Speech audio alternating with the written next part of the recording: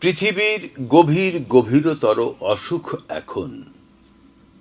মানুষ তবুও ঋণী পৃথিবীরই কাছে। পুঁজিবাদ মানুষকে অমানুষ করে দেয়। ভণ্ড, প্রতারক, শোষক, দুর্নীতিপরায়ণ, দুর্নীতিবাজ, দুর্বৃত্তায়নের মধ্যে নিয়ে চলে যায়। এটা সত্য, কিন্তু তবু মানুষ বর্তমান সভ্যতা অর্থাৎ আধুনিক সভ্যতা মানেই হলো শ্রেষ্ঠ সভ্যতা, সবচেয়ে উন্নত সভ্যতা। পৃথিবী সবচেয়ে বেশি ঋণী এই পুঁজিবাদের কাছেই। আমি ব্যক্তিগতভাবে মনে করি যে পুঁজিবাদের কাছে যত ঋণ, তা এই সভ্যতা, মানুষ, এই পৃথিবী কোনো দিন তা পরিশোধ করতে পারবে না। শুধু এই কারণে না যে তারা অসংখ্য মানুষকে কাজ দিয়েছে, কর্মসংস্থান সৃষ্টি করেছে, অসংখ্য এই উদ্যোগ সৃষ্টি করেছে, এবং বুর্জোয়ারা তো উদ্যোগী আছেই, তারপরেও আরও সমাজের প্রতিটি মানুষের জন্য উদ্যোগের দ্বার খোলা আছে। কতভাবে উদ্যোগ নেওয়ার সুযোগ সৃষ্টি হয়েছে, উদ্যোগ নিচ্ছে, মানুষ নিজেকে বিকশিত করছে। তো আরও একটি কারণে বুর্জোয়ারা সারা পৃথিবীকে পদোন্নত করেছিল, সারা পৃথিবীকে তাদের শোষণ, লুণ্ঠন, শাসন, লুটপাটের ক্ষেত্রে পরিণত করেছিল, এবং সেগুলো শোষণ লুণ্ঠন করার মধ্য দিয়ে তারা যে পুঁজি সংগ্রহ করেছিল, সেই পুঁজি দিয়ে তারা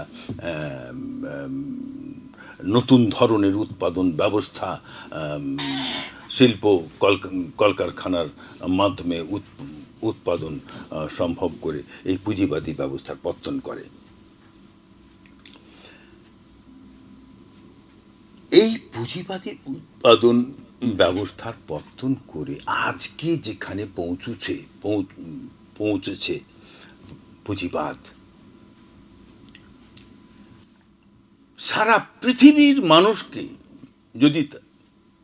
যদি ইচ্ছা করে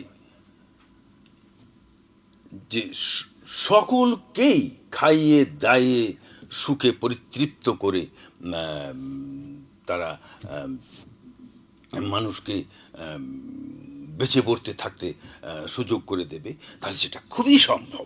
এত উৎপাদন তারা করেছে। কিন্তু আমি এবং তারা উপনিবেশগুলোতে তারা শোষণ লুণ্ঠন করেছিল, সেখানে এটা ঠিক, কিন্তু এটাও ঠিক যে তারা উপনিবেশগুলোতে নতুন শাসন ব্যবস্থা প্রবর্তন করেছিল, নতুন শিক্ষা ব্যবস্থা প্রবর্তন করেছিল, নতুন বিচার ব্যবস্থা প্রবর্তন করেছিল, চিকিৎসা ব্যবস্থার প্রবর্তন করেছিল, এবং তাদের আজকে উন্নত পুঁজিবাদী দেশ বলতে যাদেরকে বোঝায়, তারাই তো ঔপনিবেশিক শক্তি ছিল। তাদের দেশে যা যা ছিল, উপনিবেশগুলোতেও তাই করেছিল। আমি অত বিস্তারিত আলোচনা করতেও চাই না, আমি অতখানি জানিও না, আমি অত পণ্ডিত মানুষও নই, আমি পণ্ডিতিও করতে বসিনি। আমি একটা বিষয় নিয়েই শুধুমাত্র আলোচনায় যেতে চাই, তা হলো যে বুর্জোয়ারা, পুঁজিপতিরা, বণিকেরা বিভিন্ন দেশ দখল করে সেই সমস্ত দেশে অসভ্য বর্বর মানুষকে সভ্য করে তুলেছিল দুইভাবে। একটা হলো যে তাদের উৎপাদিত পণ্য খুবই সস্তা দামে অসভ্য বর্বর মানুষের কাছে পৌঁছে দিয়ে তাকে সেটা ব্যবহার করতে বাধ্য করে তাকে সভ্য বানিয়ে তোলে। আর একটা হলো যে সেই সমস্ত অসভ্য বর্বর দেশগুলোতে তারা আধুনিক শিক্ষা ব্যবস্থা গড়ে তোলে, স্কুল কলেজ বিশ্ববিদ্যালয় গড়ে তোলে। আমাদের দেশেও আমরা দেখি যে রাজা রামমোহন রায়, ঈশ্বরচন্দ্র বিদ্যাসাগর, ডিরোজিও তাদের ভাবধারা তো বটেই, তারপরেও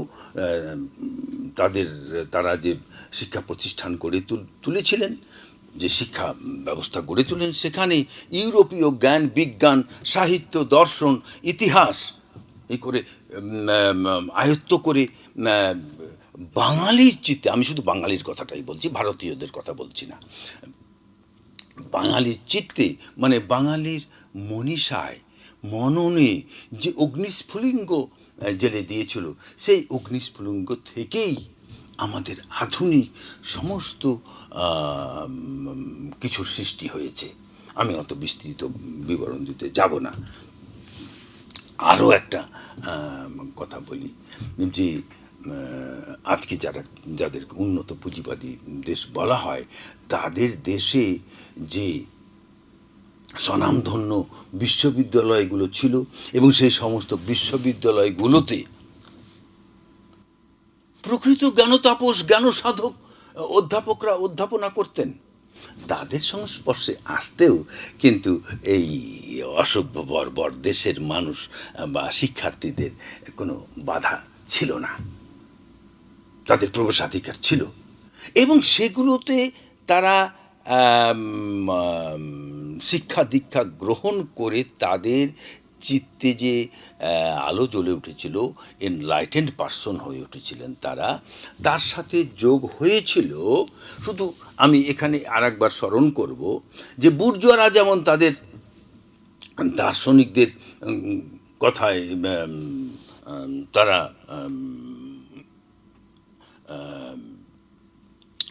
আবেগান্বিত হয়েছিল, শুধু তাই নয়, তারা বাস্তব পরিস্থিতিও তাদেরকে সেই সুযোগ করে দিয়েছিল, যার ফলে তারা রাজতন্ত্র উৎখাত করেছিল, অভিজাততন্ত্র উৎখাত করে দিয়ে তারা পার্লামেন্টের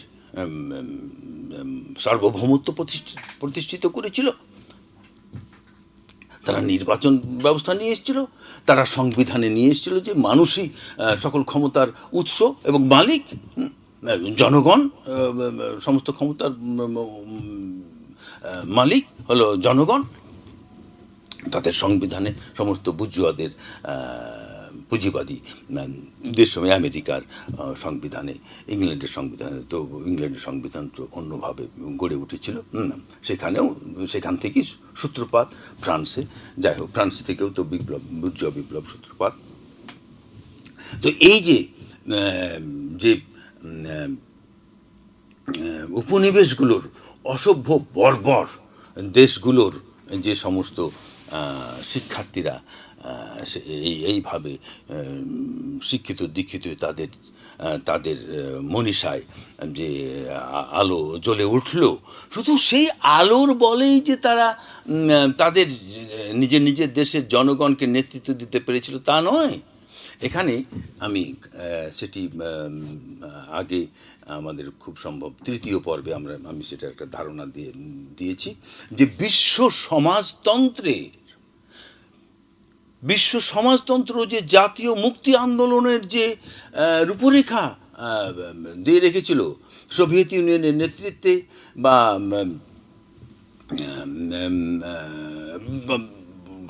তখন তো আসলে সমস্ত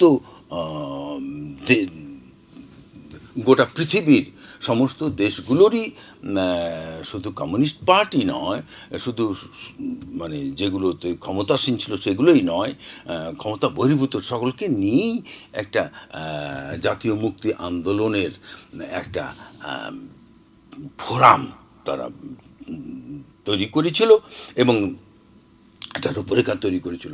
সেই রূপরেখা ধরে ধরে ধরে ধরে এই এনলাইটেন্ড এই মানুষেরা মানুষেরা তাদের নিজের নিজের দেশকে, নিজের নিজের জনগণকে মুক্তি আন্দোলনের পথে নিয়ে আসে এবং স্বাধীনতার পথ মসৃণ হয়ে ওঠে। তারা ঔপনিবেশিক শক্তিগুলোকে উৎখাত করে নিজের নিজের দেশ থেকে। এই সমস্ত দেশগুলো থেকে মানে চেপে বসে থাকা ঔপনিবেশিক শক্তি চলে গেলে এই সমস্ত জাতীয় জাতীয় নেতৃবৃন্দ, আমি একটু দিশারি নেতৃবৃন্দ বলবো, তারা তাদের নিজের নিজের জাতিকে পথ দেখিয়ে নিয়ে গিয়েছিলেন এবং জাতীয় মুক্তির লক্ষ্য নির্ধারণ করে দিয়েছিলেন যে সমাজতন্ত্র। এবং এভাবে দেখা যায় যে পৃথিবীর সকল সদ্য স্বাধীনতাপ্রাপ্ত দেশগুলো সকলেরই সংবিধানে জাতীয় বিকাশের লক্ষ্য হিসাবে ঘোষিত হয় এবং সন্নিবেশিত হয় সমাজতন্ত্র। আমাদের জাতীয় মুক্তি আন্দোলনের অন্যতম প্রধান নেতা জওহরলাল নেহেরু, তার পাণ্ডিত্য সম্পর্কে সারা পৃথিবীতেই প্রচারিত ছিল। তার দেশেও অর্থাৎ ভারতে সংবিধানে জাতীয় বিকাশের লক্ষ্য হিসেবে সন্নিবেশিত হয় সমাজতন্ত্র। আমাদের দেশেও সমাজতন্ত্র আমাদের সংবিধানে সন্নিবেশিত হয়েছিল। তো সারা পৃথিবীর বলা যেতে পারে যে ল্যাটিন আমেরিকা, মানে দক্ষিণ আমেরিকার বিভিন্ন দেশগুলো যেগুলো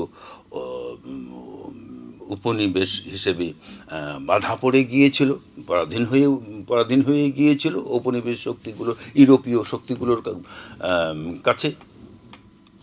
এশিয়ার অধিকাংশ দেশ, অধিকাংশ সকল দেশই বলা যেতে পারে, আবার আফ্রিকার সমস্ত দেশগুলো, এগুলো যখন তাদের মুক্তি আন্দোলনের পথ ধরে তারা যখন মুক্ত হলো, স্বাধীন হলো, তখন তারা মুক্তির নিশানা হিসেবে সমাজতন্ত্রকেই বেছে নেয়। আমরা পরবর্তী আলোচনাটি সমাপ্তির দিকে যাব আমরা ওই পর্বে। এই পর্বটি আমরা এখানেই সমাপ্ত ঘোষণা করছি। ধন্যবাদ সকলকে।